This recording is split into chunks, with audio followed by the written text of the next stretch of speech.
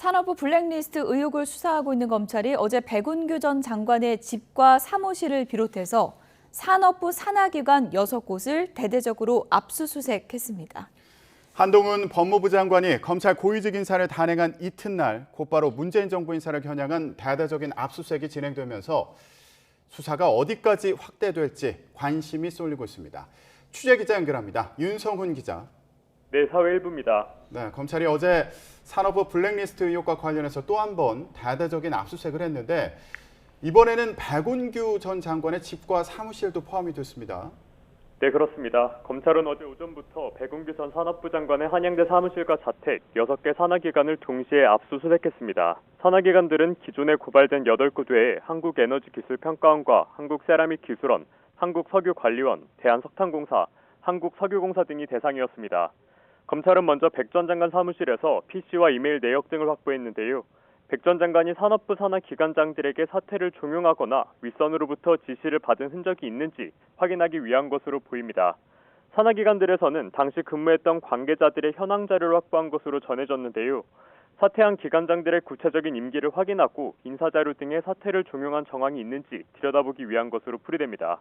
검찰은 이미 지난 3월 말과 이번 달 초 3차례에 걸쳐 산업부와 고발된 산하기관 8곳에 대해 압수수색을 벌였는데요. 검찰이 산업부의 산하기관 여러 곳에 사퇴 종용 정황을 포착해 수사 범위를 넓힌 것 아니냐는 해석도 나오고 있습니다.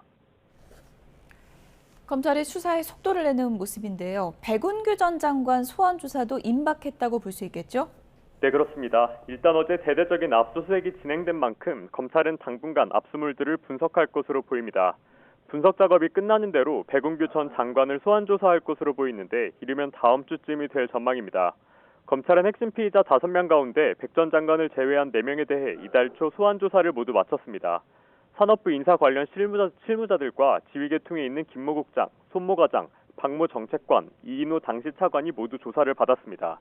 검찰은 백 전 장관이 기소된 월성원전 1호기 경제성 평가 조작 사건 수사 자료도 넘겨받아 분석하고 핵심 측근으로 꼽히는 당시 탈원전 정책 추진 담당자도 불러 조사하는 등 백 전 장관을 정조준하고 있는데요.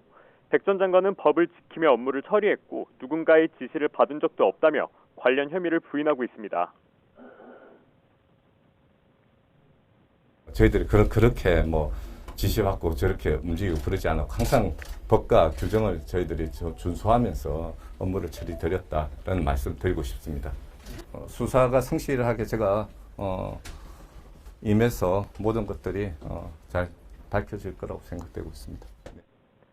검찰은 신임 검찰총장이 취임하면 곧 정기 인사가 단행될 예정인 만큼 한두 달 안에 수사를 마무리할 것으로 보입니다.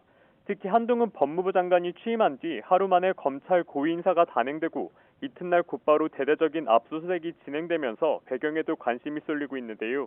검찰 수사가 백 전 장관을 넘어 청와대 윗선까지 확대될 가능성이 크다는 관측도 나오고 있습니다. 지금까지 사회1부에서 YTN 윤성훈입니다.